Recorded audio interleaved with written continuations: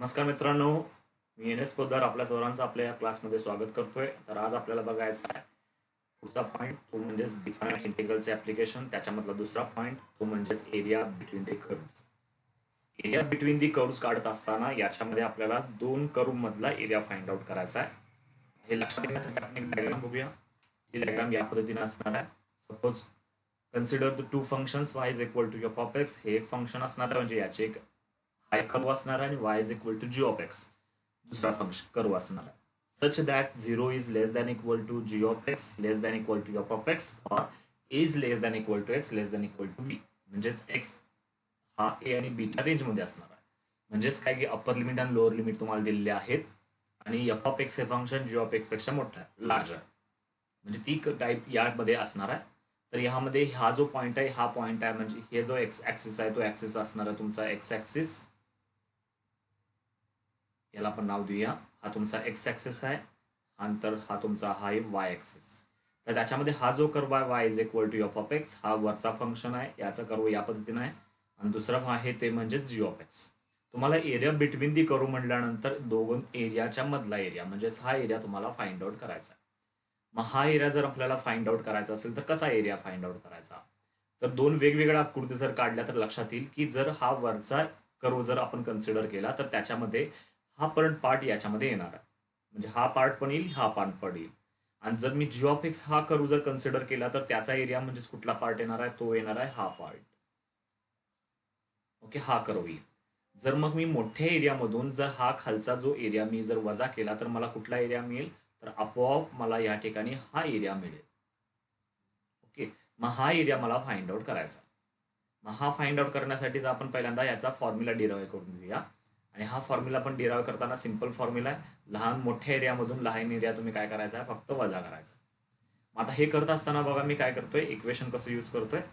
तर त्यासाठी बघा, area bounded by the curve y is equal to F of X minus area bounded by the curve y is equal to G of X. म्हणजेच F of एक्सच्या एरियामधून जी of एक्सचा area तुम्हाला काय करायचा, फक्त मायनस करायचा.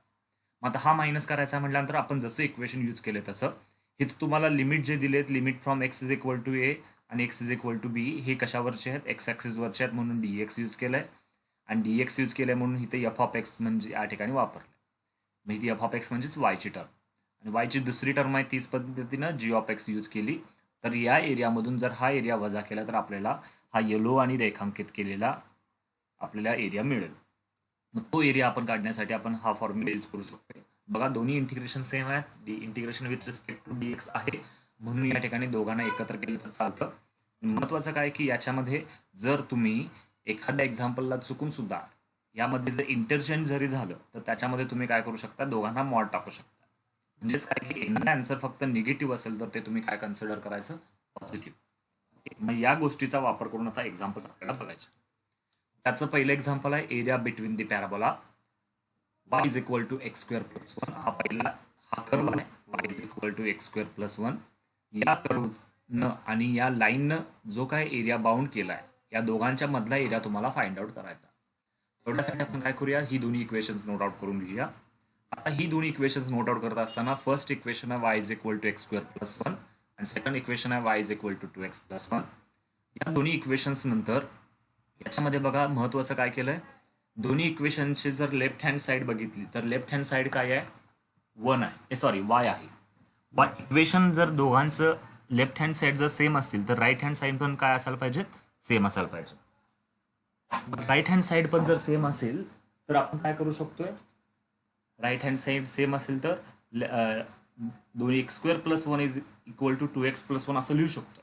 मग दोन्ही इक्वेशन्स आपण सिम्प्लिफाय करूया. आता हे सिम्प्लिफाय करत असताना X square plus one is equal to 2x plus one आलं, आणि याच्यानंतर आपण हे जर कॅल्क्युलेशन पुढे जर कॅरी केलं तर X square minus 2x equal to 0 मिळेल. असं का, कारण की ही जो प्लस वन आहे इकडचा लेफ्ट हँड साईडचा प्लस वन, राईट हँड साईडचा प्लस वन एकमेकांना काय होतात, कॅन्सल होतात. मग ती दोन्ही सुद्धा एकमेकांना आपण काय करूया, कॅन्सल करूया. ही टर्म कॅन्सल झाली, ही टर्म कॅन्सल झाली. मग आपल्याला मिळालं 2x स्क्वेअर मायनस 2x म्हणजे x into X minus 2 equal to 0 मिळालं. आणि याच्यावरून आपल्याला काय मिळतं बघा, x इक्वल टू 0 किंवा x इज इक्वल टू 2. म्हणजे एक्सच्या दोन व्हॅल्यूज मिळाल्या. एक्स स्क्वेअर म्हटल्यानंतर एक्सच्या दोन व्हॅल्यूज, वायची सिंगल व्हॅल्यू. आता याच्यानंतर आपल्याला काय करायचं आहे, एक्स इज इक्वल टू 0 आणि y इज इक्वल टू 1. असं का, बघा एक्सची व्हॅल्यू जर 0 पुट केली बघा एक्सची व्हॅल्यू इथं 0 पुट केली तर मला वाय इक्वल टू किती मिळतं 1 मिळतं.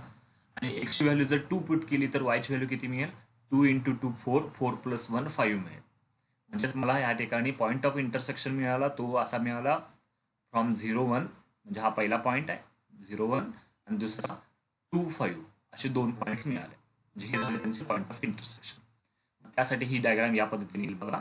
चेकआउट करा. हा 0 0 हा 2 0 हा दिलेला कर्व जो आहे तो आहे y इक्वल टू x² + 1 आणि ही जी लाईन दिली आहे या लाईनचं इक्वेशन आहे 2x + 1 y is equal to. या दोन लाईन्स आहेत. या दोन लाईन्सच्या मधला एरिया फाइंड आउट करायचा म्हणजे हा एरिया तुम्हाला फाइंड आउट करायचा आहे. मग हा एरिया जर फाइंड आउट करायचा असेल तर लाईनच्या एरियामधून तुम्हाला पॅराबोलाचा एरिया वजा करायला पाहिजे नकाशेबंद बघितलेल्या इक्वेशननुसार.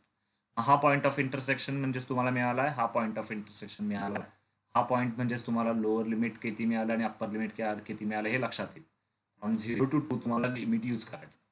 म्हणून इथं आपण लिहिलं area required area is equal to area bounded by the curve y is equal to 2x + 1 लाईनच्या एरियामधून पॅराबोलाचा एरिया वजा करा. एरिया ऑफ पॅराबोला काय आहे y is equal to x² + 1. याच्यामध्ये आपण ह्या व्हॅल्यूज पुट करून घेतल्या. Integration from 0 to 2 2x + 1 dx minus integration from 0 to 2 x² + 1 dx अशा पद्धतीने दोन व्हॅल्यूज मिळाल्या. या दोन्ही व्हॅल्यूचा वापर आपण या ठिकाणी करूया. बघा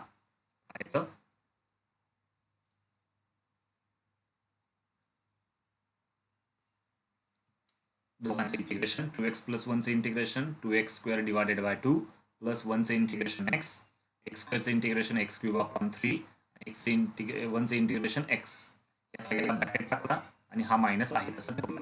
त्यांना अप्पर लिमिट लोअर लिमिट दिले फ्रॉम 0 to 2. याच्यानंतर हे कॅल्क्युलेशन जर सिम्प्लिफाय करत असताना या मायनसनं आतलं चिन्ह बदलतं त्यामुळे x³ 3 - x आलं ज्यामुळे हा प्लस x हा -x कॅन्सल होईल आणि याच्यानंतर हा 2 ला हा 2 कॅन्सल होईल म्हणजेच आपल्याला टर्म मिळेल 2x² डिवायडेड बाय 2 - x³ 3. याच्यामध्ये जर व्हॅल्यू पुट केल्या हे सिम्प्लिफिकेशन केलं मी इथं कॅन्सल न करता तसंच पुढे कॅरी केलंय. हे कॅल्क्युलेशन करत करत आपण 4 - 8/3 ला येऊ शकतो. बघा पहिल्यांदा अप्पर लिमिट पुट केलं लोअर लिमिट 0 केल्यानंतर हे 0च येणार आहे. मग याचं कॅल्क्युलेशन येतं 4 - 8/3 म्हणजेच आपल्याला आन्सर मिळतं 4/3. म्हणजेच हा जो रिक्वायर्ड एरिया विचारला होता त्याचा आन्सर मिळतं 4/3 स्क्वेअर युनिट. म्हणजेच काय की जो दिलेला एरिया होता किंवा काय दिलेला एरिया होता तो असणार 4/3 स्क्वेअर युनिट. ओके बघा काय डाऊट असेल तर विचारू शकता. तसंच पुढचं नवीन example using integration find the area bounded by the parabola y² is equal to 4x आणि x² इक्वल टू 4y. दोन पॅराबोला मधलं तुम्हाला एरिया फाइंड आउट करायचा. त्यातलं पहिलं इक्वेशन कन्सिडर केलं y² is equal to 4x. दुसरं इक्वेशन करत असण्यापूर्वी पहिल्यांदा y ची व्हॅल्यू आधी फाइंड आउट करूया कारण की आपल्याला एक पुढे लागणार आहे. मग y ची व्हॅल्यू पुट केल्यानंतर त्याला इक्वेशन नंबर y ची व्हॅल्यू काढल्यानंतर त्याला इक्वेशन नंबर 1 दिलं. तसंच दुसरं इक्वेशन घेतलं x² is equal to y ज्याच्यामध्ये सुद्धा y ची व्हॅल्यू आपण काढून घेऊया x²/4 त्याला दिलं इक्वेशन नंबर 2. आता या ठिकाणी आपण काय करायचं ही दोन्ही इक्वेशन सिम्प्लिफाय करून आपण पॉईंट ऑफ इंटरसेक्शन काढायचं. लक्षात ठेवा बिटवीनच्या एक्झाम्पल्समध्ये ज्यादातर तुम्हाला पॉईंट ऑफ इंटरसेक्शन काढावे लागतात आणि पॉईंट ऑफ इंटरसेक्शन काढत असताना जी दोन इक्वेशन्स आहेत ती काय करायची सिम्प्लिफाय करायची. आता बघा इथं पण इक्वेशन नंबर 1 मध्ये लेफ्ट हँड साइड y आहे म्हणजेच राईट हँड साइड सुद्धा सेम असणार आहे. राईट हँड साइड घेतल्यानंतर x²/4 is equal to 2√x आलं ज्याच्यानंतर स्क्वेअरिंग जर केलं तर आपल्याला मिळतं x²4/16 equal to 4x. 4x का आलं बघा 2चा स्क्वेअर 4 √x चा स्क्वेअर x. त्यानंतर सिम्प्लिफिकेशन बघा x⁴ is equal to 64x का 16 4 या साईडला मल्टिप्लिकेशन मध्ये झालं. आता ही सगळी टर्म या साईडला ट्रान्सफर करा म्हणजेच मिळेल x⁴ - 64x equal to 0 which means x × x³ - 64 equal to 0. याच्यावरून आपल्याला मिळतं एकतर x is equal to 0 otherwise x³ - 64 equal to 0 मिळतं. म्हणजेच x ची व्हॅल्यू मिळाली 0 आणि x³ ची व्हॅल्यू मिळाली 64. म्हणजेच x इक्वल टू 0 और x इज इक्वल टू 4 ची व्हॅल्यू मिळाली. आता पहिला आपल्याला लोअर लिमिट अप्पर लिमिट मिळाले परंतु पॉईंट ऑफ इंटरसेक्शन काढल्यानंतरच आपल्याला या ठिकाणी लक्षात येऊ शकतं. म्हणून आपण x ची व्हॅल्यू जर 0 पुट केली तर y ची व्हॅल्यू किती येईल 0च येणार आहे कारण की ही जर व्हॅल्यू यामध्ये पुट केली तर आपल्याला मिळतं y ची व्हॅल्यू 0. सिमिलरली x ची व्हॅल्यू जर 4 पुट केली तर बघा यामध्ये पुट करून बघा √4 किती होईल 2 × 2 4 म्हणजे y ची व्हॅल्यू मिळते 4. म्हणजे पॉईंट ऑफ इंटरसेक्शन मिळतं 0 0 आणि 4 4 असे पॉईंट ऑफ इंटरसेक्शन मिळाले. आणि या पॉईंट ऑफ इंटरसेक्शन मध्ये दोन्ही व्हॅल्यूज पॉझिटिव्ह आहेत, म्हणून काय करूया आपण एक्स ऍक्सिस वरची लिमिट कन्सिडर करूया फ्रॉम 0 to 4. 0 to 4 केल्यानंतर रिक्वायर्ड एरिया काढण्यासाठी area bounded by the curve Y square is equal to 4x मधून area bounded by the curve X square is equal to 4y आपण वजा करायचं. म्हणजेच required area आपल्याला मिळेल integration from 0 to 4 2 times root X dx minus integration from 0 to 4 x square upon 2 dx. आता लक्षात घ्या, इथं याच्यावरून तुम्ही मगाशी इक्वेशन नंबर 1 तयार केलंय, ज्याच्यामध्ये तुम्हाला y ची व्हॅल्यू मिळते 2 रूट एक्स आणि यामध्ये y ची व्हॅल्यू किती मिळते एक्स स्क्वेअर अपॉन 4. म्हणजेच या दोन्ही व्हॅल्यूज इथं यूज करायच्या होत्या, म्हणून मी या ठिकाणी ते लिहून घेतले. तर इथं काय एक्स स्क्वेअर अपॉन 4 नसा, इथं 2 नाही 4 पाहिजे होतं. इथं जरासं मिस्टेक झाले, ती या ठिकाणी दुरुस्त करून घेऊया. मग यामध्ये बघा कॅल्क्युलेशन काय काय होतं. Okay, X square upon 4 dx, त्याच्यानंतर 2 times into X raise to 3/2 divided by 3/2. असं का केलं, कारण की पॉवर 1 ने वाढवतो आपण आणि आलेल्या पॉवरने डिवाइड. एक्स क्यूब अपॉन 3 बघा हे कशामध्ये आलं, एक्स क्यूब अपॉन 3 या पद्धतीने आलं. डिवायडेड बाय 4 आहे, त्या ठिकाणी जरा मिस्टेक आपण कम्प्लीट करून घेऊया. Divided by 4. आता याच्यानंतर पुढची कॅल्क्युलेशन फ्रॉम 0 to 4. तर ही कॅल्क्युलेशन जर तुम्ही पुढे करत गेला तर आपल्याला मिळतं. पहिल्यांदा अप्पर लिमिट पुट करूया आणि लोअर लिमिट पुट करूया. 4 3 जा किती होईल, या ठिकाणी 12 होईल. यामध्ये जरा मिस्टेक आहे, ते आपण कम्प्लीट करूया. ओके, ही कॅल्क्युलेशन करत असताना पहिल्यांदा अप्पर लिमिट पुट केलं, नंतर लोअर लिमिट पुट केलं. आता अप्पर लिमिट एकदा पुट केल्यानंतर काय काय होतं बघा. अप्पर लिमिट पुट केल्यामुळे 4/3 into 4^3/2 minus 4^3 divided by 12 minus 4/3 into 0^3/2 minus 0^3 divided by 12. आता एक लक्षात घ्या की या ठिकाणी 0 पुट केल्यामुळे हा सगळा ब्रॅकेट 0च येणार आहे, म्हणजे हा एकच ब्रॅकेट मिळेल, त्याचं कॅल्क्युलेशन आपण करूया. तर याचा आन्सर किती येतं बघा. 4/3 इंटू 8 मायनस 64/12 मायनस 0. म्हणजे आपल्याला लास्ट आन्सर मिळेल 16/3. चेकआउट करू शकता, हे कॅल्क्युलेशन करून बघा तुम्ही, त्या ठिकाणी तुम्हाला कळेल याचं आन्सर 16/3 कसं आलं.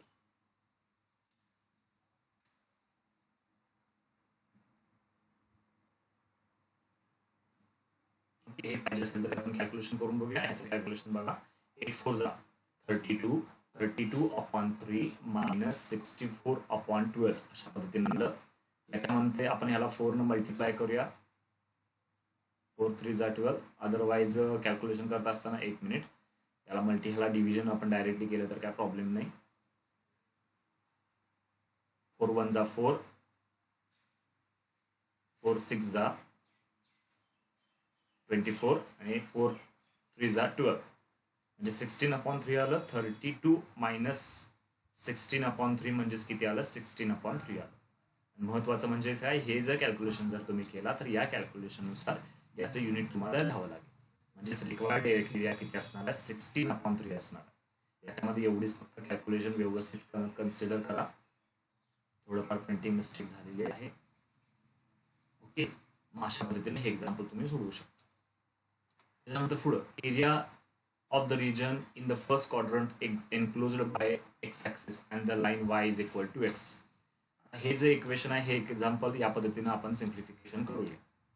डायरेक्टली बघा एक्झाम्पल काय काय दिलंय, गिवन इक्वेशन. आता हे जे इक्वेशन आहे काय म्हटले, area of the region in first quadrant enclosed by the X axis and the line y is equal to x and the circle x square plus y square is equal to 8. म्हणून मी आता काय करतो, पहिल्यांदा equation of circle पहिल्यांदा define करून घेतलं. त्याच्यामध्ये आपण y ची व्हॅल्यू काढूया. y ची व्हॅल्यू काढण्यासाठी एक्स स्क्वेअर ची टर्म या साईडला आली, 8 मायनस एक्स स्क्वेअर आलं. y square is equal to 8 minus x square. Therefore y is equal to square root of 8 minus X brackets root of 8 minus x square, which is equation number first. आणि second equation आहे equation of line y is equal to X. आता आकृती diagram काय असेल आपल्याला माहित नाहीये, म्हणून याचा पॉईंट ऑफ इंटरसेक्शन काढण्यासाठी आपण इक्वेशन नंबर 1 आणि इक्वेशन नंबर 2 काय करूया, सॉल्व्ह करूया. आता हे सॉल्व्ह करत असताना solving equation 1 and 2 x is equal to root of 8 minus x square आलं. स्क्वेअरिंग केल्यामुळे आपल्याला मिळेल x square is equal to 8 minus x square. आता हे सिम्प्लिफिकेशन करत असताना एक्स स्क्वेअर या साईडला ट्रान्सफर झाली, म्हणजेच काय 2x स्क्वेअर होईल. 2x स्क्वेअरची व्हॅल्यू मिळाली 8, म्हणजे एक्स स्क्वेअरची व्हॅल्यू मिळाली 4. आणि x is equal two plus or minus 2. आता एक्सची व्हॅल्यू प्लस ऑर मायनस 2 म्हटल्यानंतर एक्स जर पॉझिटिव्ह 2 घेतला तर वायची व्हॅल्यू मिळते 2 आणि एक्स निगेटिव्ह घेतला तर वायची व्हॅल्यू मिळते -2. म्हणजे पॉईंट ऑफ इंटरसेक्शन आपल्याला काय मिळणार आहे 2 2 अँड -2. मग हे पॉईंट ऑफ इंटरसेक्शनचा वापर करून आपण आता अजून एक आपण व्हॅल्यू पुट करूया वाय इज इक्वल टू 0 जर पुट केलं तर आपल्याला एक्सची व्हॅल्यू काय मिळते बघा एक्स इंटू 2√2. मग आता ह्या व्हॅल्यूज आपण का काढल्या तर ह्या ठिकाणी आकृती काढणं महत्वाचं आहे. तर आकृती काढत असताना एरिया बिटवीन दी करू म्हणल्यानंतर आपण यानं केलेला एरिया आणि यानं केलेला एरिया दोघांचा एरिया सेपरेट काढूया. त्यासाठी मी काय करतोय पहिल्यांदा लाईननं केलेला जो काही एरिया तो आधी डिफाईन करून घेतो आणि लाईनसाठी आपण आता काय करायचं यूज करायचं इक्वेशन फ्रॉम 0 to 2 यूज करा. Okay 0 to 2. मग आता 0 to 2 म्हटल्यानंतर area A1 is equal to integration from 0 to 2 y dx. वायची व्हॅल्यू पुट केली वायची व्हॅल्यू काय आहे एक्स आहे ती व्हॅल्यू याच्यामध्ये पुट केली आणि याचं इंटिग्रेशन आपल्याला काढायचं. हे काढत असताना ही आकृती बघा याच्यामध्ये काय हे इक्वेशन ऑफ सर्कल आहे हे तुमचं इक्वेशन ऑफ लाईन आहे. आपल्याला 0 to 2 म्हटल्यानंतर कुठला एरिया फाइंड आउट करायचा बघा हायलाइट करतो तो एरिया 0 to 2 म्हटल्यानंतर तुम्हाला इथून ते इथपर्यंतचा एरिया फाइंड आउट करायचा.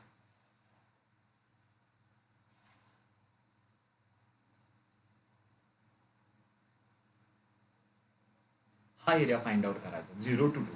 तुम्हाला काय करायला सांगितलंय की या लाईननं आणि या सर्कलनं बाउंड केलेला एरिया म्हणजे तुम्हाला इकडचा पण एरिया काढायचा आहे म्हणजेच कुठला बघा हा एरिया पण तुम्हाला काढायचा आहे. मग आता मी त्यासाठी पहिल्यांदा काय करतो येलो जो पार्ट केलाय त्याचा एरिया आधी फाइंड आउट करतो आणि त्याचं लिमिट आहे फ्रॉम 0 to 2. ओके 0 to 2 पर्यंतचा एरिया फाइंड आउट करून घेणार आणि त्याच्यानंतर 2 to 2√2 हा पण एरिया फाइंड आउट करून घेणार आणि दोघांचे करणार ॲडिशन. मग त्या ठिकाणी बघा A1 काय मिळालं x²/2 त्याची लिमिट आहे फ्रॉम 0 to 2. ही व्हॅल्यू जर याच्यामध्ये पुट केली तर तुम्हाला 2² - 2 - 0² मिळालं म्हणजेच ही व्हॅल्यू मिळाली 2 - 0 आणि 2 - 0 आपल्याला किती मिळतं 2² युनिट मिळतं.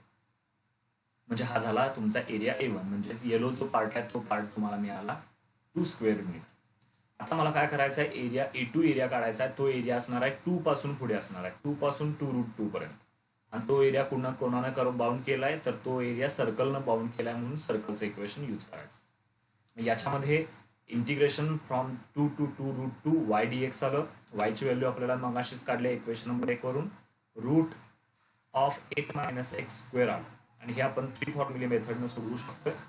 3 फॉर्म्युले मेथडनुसार आपण याचा आन्सर या पद्धतीने काढू शकतो. बघा हे जे फॉर्म्युलेज आहेत हे फॉर्म्युले ऑलरेडी झालेत.